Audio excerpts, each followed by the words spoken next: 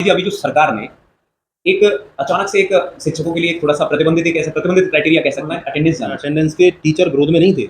अच्छा, टीचर ऐसी ऐसी समस्याएं हैं कि अब दूसरे अदर डिस्ट्रिक्ट में नौकरी कर रहे हैं, और स्कूल ऐसे ऐसे ग्रामीण इलाकों में होते हैं कि रास्ता नहीं 2 महीने के लिए इस पर लिया है, बात लेकिन करेंगे। जो सरकारी स्कूल हैं, उनमें आज अटेंडेंस कम होती हमारे चाहिए। बच्चे कोई अगर बिना ट्यूशन वाला हो तो हमें बता दो आप। शिक्षा का प्रचार कर रहे हैं, दान दे रहे हैं, तो इससे बड़ा कोई दान हमें नहीं। सरकारी टीचरों पे हम ब्लेम नहीं लगा सकते। सूचना ऐसी है जो टीचरों को पर डे मोबाइल पर वो चीज़ लोगों के दिमाग में आता है और सर मोबाइल करते रहते हैं। तो नमस्कार दोस्तों, आपका एक बार फिर से स्वागत है हमारे यूट्यूब चैनल सच तक पर। देखिए, हमने जैसा आपको बताया था पिछली वीडियो में, हम लोग आगे जिन सिलसिलों पर बात करने वाले हैं, आज उसका पहला एपिसोड आपके सामने शूट हुआ है। और देखिए, मैं एक बात बताऊं आपको, आज मैं एक ऐसे बेहतरीन शिक्षक से आपकी मुलाकात कराना चाहता हूं जिन्होंने खुद अपने जीवन को, अपने जितने भी तरीके रहे आज तक, अपनी लाइफ में कह सकता हूं कि जितनी एज है उससे ज्यादा उन्होंने बच्चों को सफलता दिलाने में उनके साथ दिया है। साथ ही क्या रहा है कि प्राइमरी शिक्षक, जूनियर शिक्षक, या आप समझ लीजिए कोई भी प्राइवेट सेक्टर के कोई भी टीचर होते हैं, शिक्षक कोई भी हो, सबका मोटिव एक ही रहता है, वो ये है कि बस बच्चा हमारा सफल होना चाहिए। तो मैं मुलाकात कराता हूँ आपसे। आज हमारे साथ मौजूद हैं हमारे बड़े भाई हैं, और हमारे काफ़ी समय से उनसे मित्रता भी रही है। और मुलाकात करिए आप अवधेश सर। नमस्कार सर। Thank you sir. हाँ जी सर, आपका हमारे एपिसोड में पहली बार स्वागत है। बहुत बहुत धन्यवाद कि आपने हमें इस योग की समझा। एक्चुअली सर, ये क्या, हम लोग काफ़ी दिन से इस मामले पे थोड़ी बात करने वाले थे कि जैसे अभी जो चीज़ें चली हैं, जैसे सरकार की कुछ ऐसी प्रतिक्रियाएं रही, हालांकि वो वापस हो गई, लेकिन उससे कोई फ़र्क नहीं पड़ता। लेकिन पहले मैं सब दर्शकों को बताना चाहूँगा कि आपका जो अब तक का जैसे जो सफ़र रहा है टीचिंग का, वो लगभग कैसा रहा है? तो सर, टीचिंग का सफ़र तो ये है कि हम जो कोई भी होता है तो टीचर अंदर से जब जागृत आदमी के अंदर होता है तो शुरू से ही ललक होती है। पढ़ाने की अगर ललक है शुरू से तो उसमें शिक्षक के गुण होंगे, बच्चों को अच्छी तरह से पढ़ा सकता है।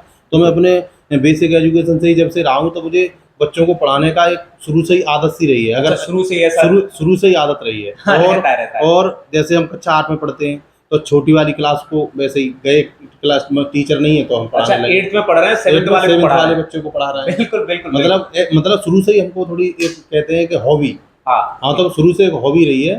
तो जब हम अब हाई स्कूल एंटर जब कर लिए तो एंटर के बाद में जब ग्रेजुएशन में मैंने एडमिशन लिया तो पास में ही स्कूल था एक सरस्वती ज्ञान मंदिर। अच्छा, सरस्वती शिशु मंदिर में मैं पढ़ा हुआ हूँ, और सरस्वती ज्ञान मंदिर में मैंने टीचिंग की। 2009 की बात है, ग्रेजुएशन में था मैं। तो मतलब तब मेरे पास कोई इसकी डिग्री नहीं थी, जैसे कि बीएड कर लिया, बीटीसी कर लिया, लेकिन पढ़ाने का एक जज्बा था तो हमने पढ़ाया, वहाँ से हमें अनुभव लिए। बीएड मैंने बाद में किया, तो बीएड के बाद में मैंने बीटीसी भी किया। अरे और 2008 या 9 से ही हम स्कूलों से जुड़े रहे हैं। पढ़ाने की आदत हमारी ये है कि ज़रूरी नहीं है कि स्कूल में ही पढ़ाया जाए।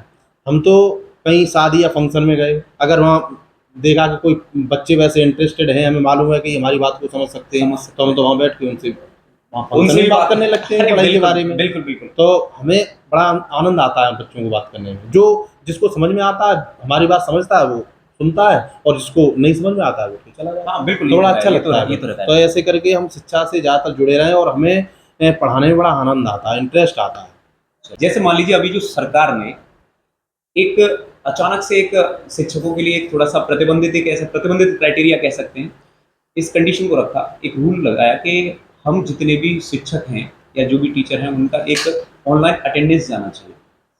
तो इसमें जैसे मतलब इसमें आपका क्या राय है? आप मतलब क्या कहना सर चाहते हैं? देखो, जहाँ तक हमने देखा है आंदोलन चले, अटेंडेंस ऑनलाइन वाली अटेंडेंस के टीचर ग्रोथ में नहीं थे। अच्छा, टीचर ग्रोथ में नहीं है, वो राजी हैं।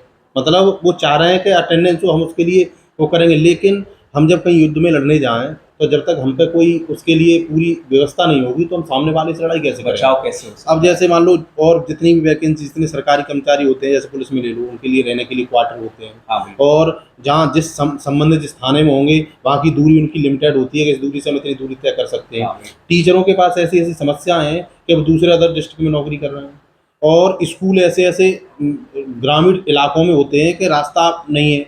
इधर पूर्वांचल में चले जाइए, स्कूलों की हालत रास्ता की इतनी बदतर है कि उनको आने जाने में बड़ी दिक्कत होती है। तो उन्होंने अपनी शर्तें रखी थी कि जैसे हर एक विभाग में ईएल, मतलब मिलती है, जैसे पुलिस में हर एक विभाग में ईएल मिलती है कि हमको ईएल कर दी जाए।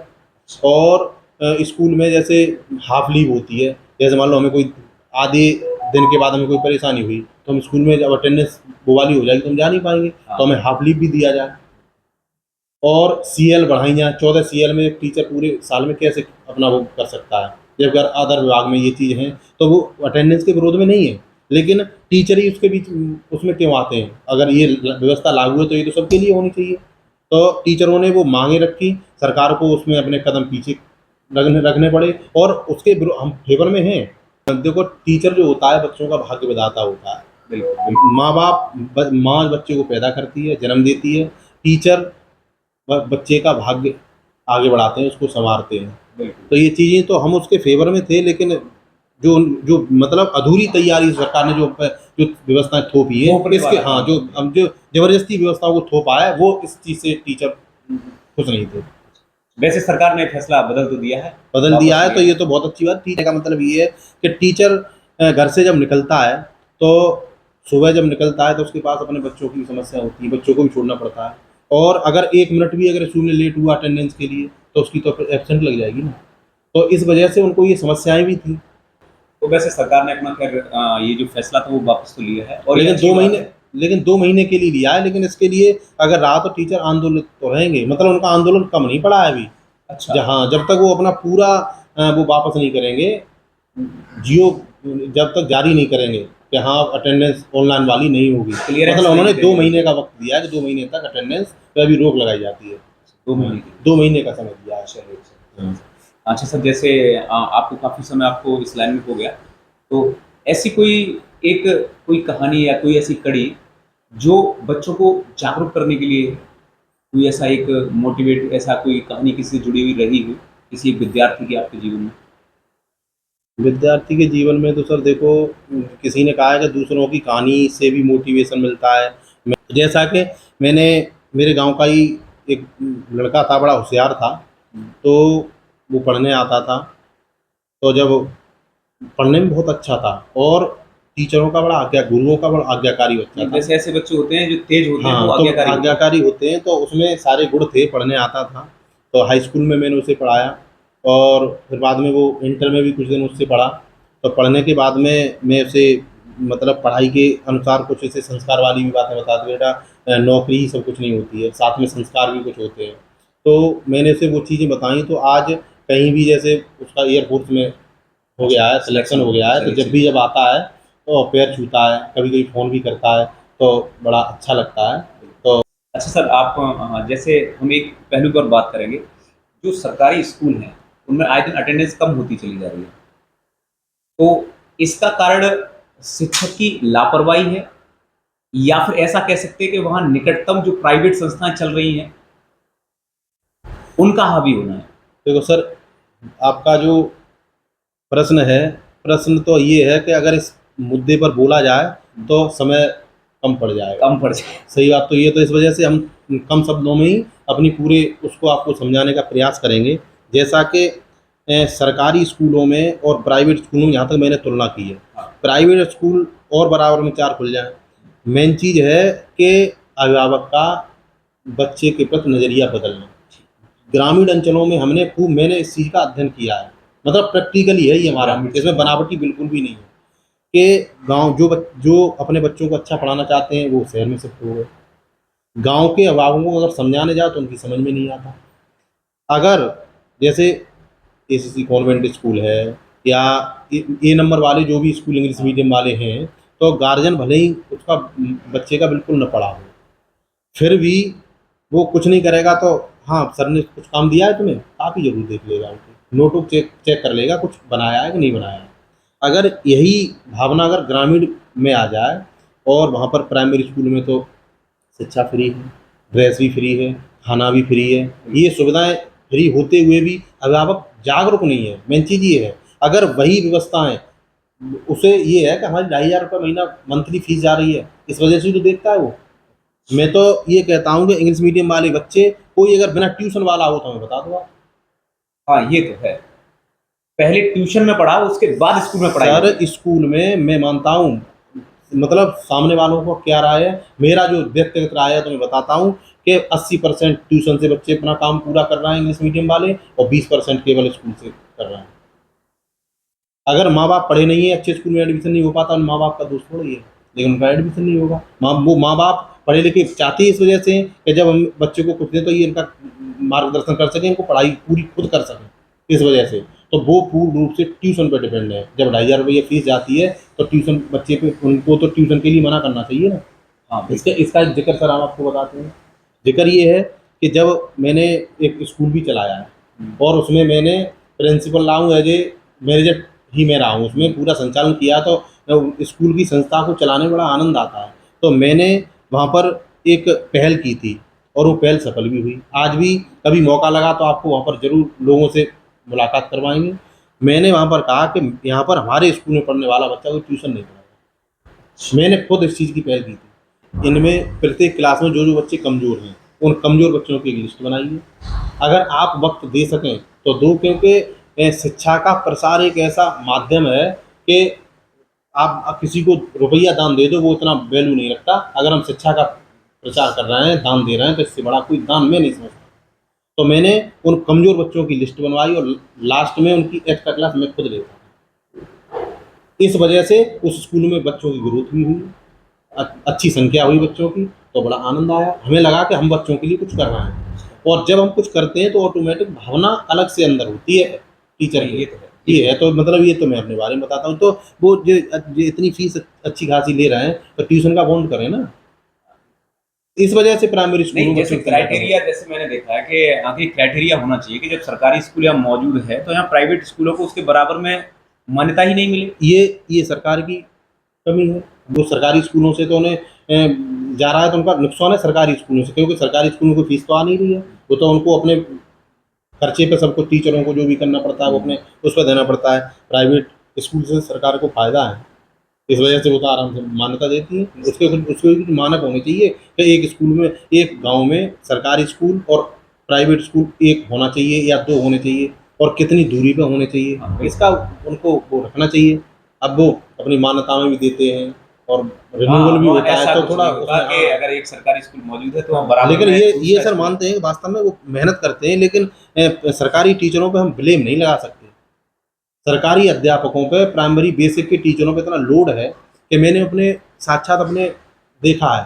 टीचर इतने लोडेड हैं कि 31 सूचना ऐसी हैं जो टीचरों को पर डे मोबाइल पर, वो चीज़ लोगों के दिमाग में आता है और इस सर मोबाइल ही करते रहते हैं। तो ये जो डिजिटल हाजिरी लागू हुई थी, उसमें एक कार्ड ये भी है कि वो हर समय जो 50 सूचना आएंगी तो मोबाइल से ही तो हमें देनी है। अब सामने गार्जियन अगर निकल के जा रहे हैं तो वही तो कहेंगे सर मोबाइल में लगे रहते हैं।